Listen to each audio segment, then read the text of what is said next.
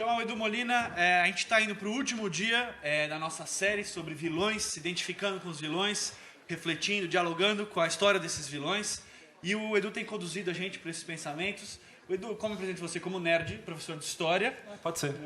Nerd, professor de história. Professor de história. Especialista em Batman. Especialista em Batman. Hoje você está em casa aqui nesse assunto. Tá tranquilo. E o Edu vai falar um pouquinho pra gente sobre o Coringa. Vai lá, Edu. Beleza. Valeu. A gente vai pra fechar a nossa série sobre os vilões, né? E o que ele falou é verdade, tá? O meu projeto de mestrado é sobre o Batman.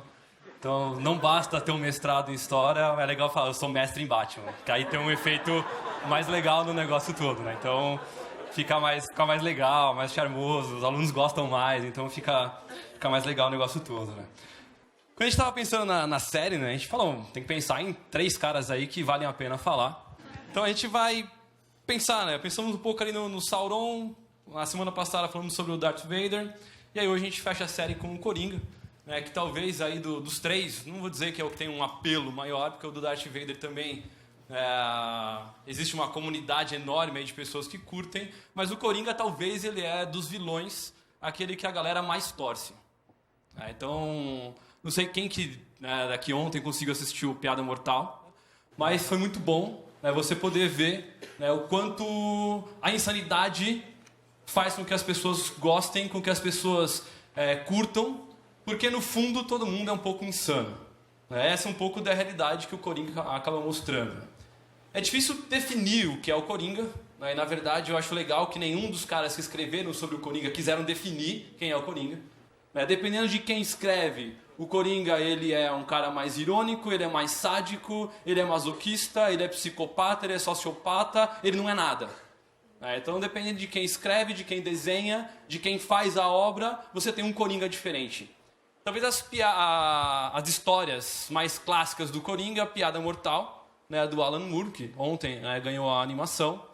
Você tem o Coringa, que chama Coringa, do Brian Azzarello, que é outro grande clássico. E você tem algumas outras histórias que valem a pena você ver, o Morte em Família, Morte na Família. Então você tem algumas histórias em que o Coringa ele acaba se destacando. E na verdade, sempre quando o Coringa aparece em cena, o Coringa parece que ele rouba a cena.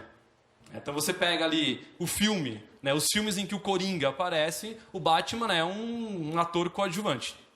Porque o Coringa rouba toda a cena, os atores que fazem o Coringa normalmente são muito bons, então você acaba criando uma identidade em você olhar para a tela, você lê num quadrinho, você se identifica com aquele cara e você passa a curtir aquilo que ele faz.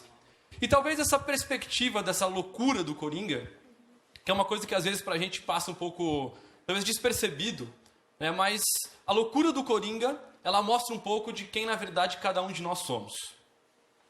Porque a teoria do Coringa faz sentido quando ele fala que basta você ter um dia mal para sua vida virar do avesso. Você precisa de um empurrãozinho. Então um dia mal é o suficiente para que a sua vida vire do avesso e para que você vire os outros do avesso junto com você. É só você olhar, quando você passa por uma situação de crise, quando você perde o emprego, perde alguém, quando você passa por algum atrito familiar, quando você entra em algum conflito existencial, você surta e surta as pessoas que estão com você.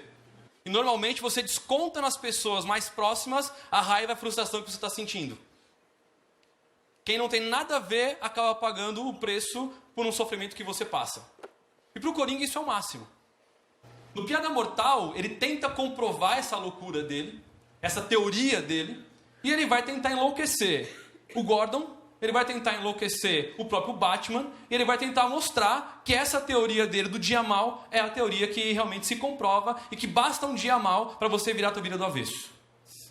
Quando você tem no Piada Mortal todo o discurso, o Coringa ele escapa de Arkham e ele começa a preparar o terreno para a sua atuação.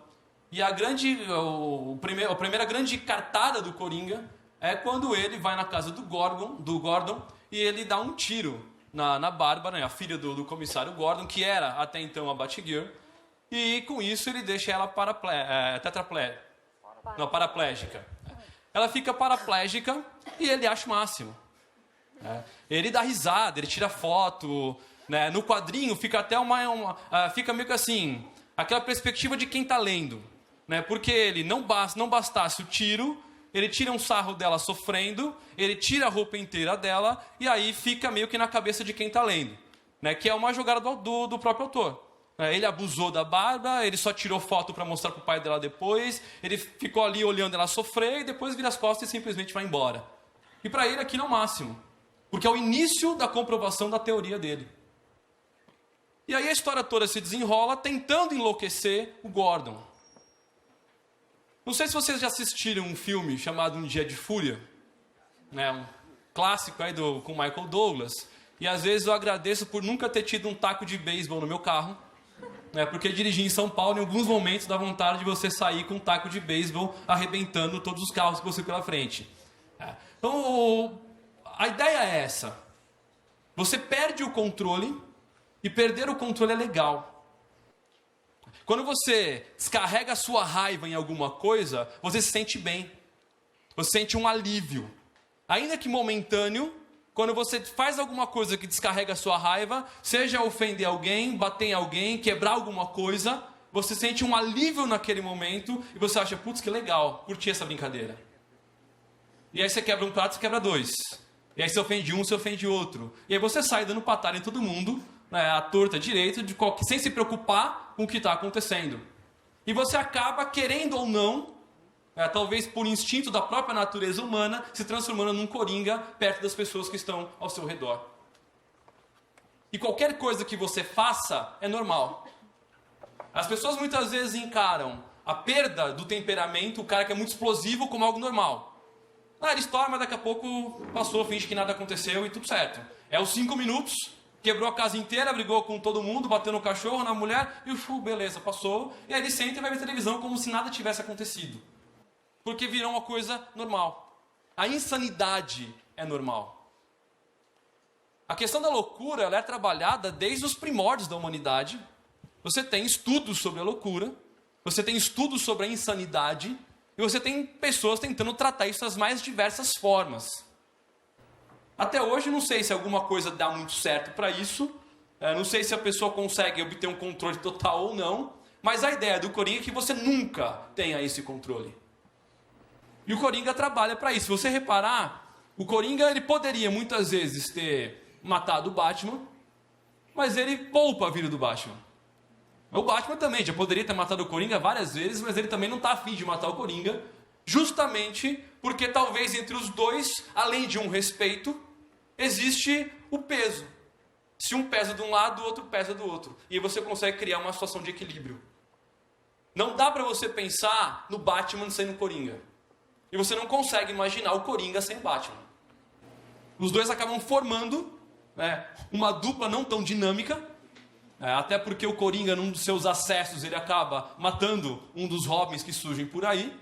E inclusive essa cena é uma das cenas consideradas como uma das cenas mais sádicas e mais violentas dos quadrinhos em geral, porque ele mata o Jason Todd com um pé de cabra. E à medida que ele vai batendo e matando o Jason Todd, ele gargalha, ele ri e acha o máximo aquilo que ele está fazendo.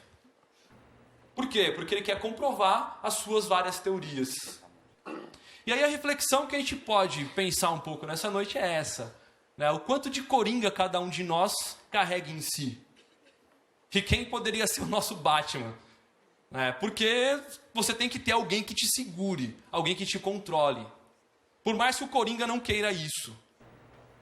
E se você reparar, é difícil trabalhar com um Coringa, porque o Coringa foi criado em 1940, a primeira aparição dele nos quadrinhos foi em 40, e é um dos únicos vilões em toda a história dos quadrinhos que ele nunca deixou de aparecer. O Coringa talvez ele é tido como o vilão mais complexo, mais completo, mais enigmático e mais interessante, porque ele está o tempo inteiro não só jogando com o Batman, mas jogando com a loucura e com a sanidade das pessoas que envolvem ele em toda essa trama. E aí, talvez, dos 3 vilões, o Coringa ele pode representar um mundo de possibilidades insanas que cada um de nós carrega, como ele pode representar a insanidade interior que cada um de nós temos. Uma das coisas que foi muito comum na época do Orkut, e aí é triste você falar que você viveu a época do Orkut, É legal, mas é triste porque, né, você percebe que você está ficando um pouco mais velho. Então, quando você tinha essa época do Orkut, quando as primeiras redes sociais acabaram surgindo, era muito comum as pessoas criarem os perfis fake. Então a pessoa criava um perfil, botava um rosto que não era o dela, normalmente era alguém famoso, né?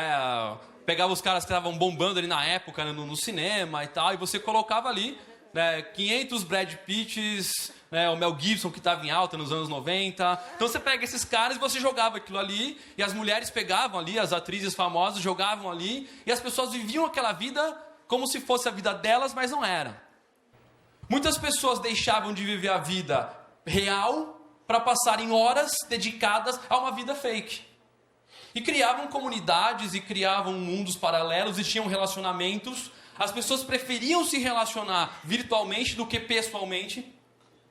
Então você cria um mundo dentro de outro. E essa pessoa que vivia enfiada naquele mundo abria mão de toda a perspectiva do mundo ao redor para viver aquilo. E aquilo se torna tão perigoso que as pessoas passam a usar aquele fake para fazer tudo o que eles não têm coragem de fazer na vida real. Se você parar para estudar um pouco dessa história das redes sociais, você vai perceber o quanto de casamentos terminaram por causa de relacionamentos que marido ou mulher tinham nesse mundo fake. O quanto de pessoas que usavam esse mundo para satisfazer as maiorias dos seus desejos sexuais que não conseguiam na vida real. As pessoas que manipulavam as outras, que exploravam o sofrimento da outra pessoa do outro lado da tela. A pessoa na sua carência, na sua... aquela baixa autoestima, quase inexistente, acreditava em tudo que alguém do outro lado da tela falava e aquilo passava a ser verdade, e quando sumia, acabou. As pessoas se usavam umas às outras para satisfazerem as suas necessidades. Talvez nem o Coringa teria pensado em algo tão brilhante quanto criar um perfil fake na internet. Até porque Coringa tinha vários, né? E deve ter ainda nos dias de hoje. Quando nós olhamos para esse tipo de comportamento que cada um de nós somos capazes de ter, nós percebemos que a insanidade do Coringa não é só dele, é nossa também. Então a gente fecha essa série tentando fazer um pouco dessa reflexão. A gente falou, o quanto de Sauron existe em nós, o quanto do Darth Vader existe em nós, mas com a diferença que o Darth Vader, por exemplo, ele consegue, no final da sua vida, ele consegue ainda resgatar um pouco daquilo que ele era. Agora o Coringa não faz questão nenhuma de resgatar aquilo que ele era.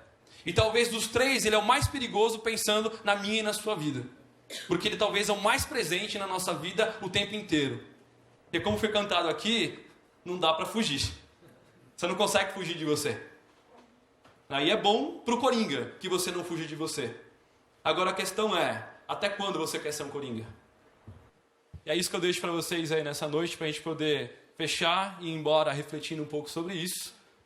E esperamos que outras séries, né, geeks e nerds venham por aí, né, para nossa alegria. É isso aí, galera. Valeu. Tudo que a gente mais deseja, mesmo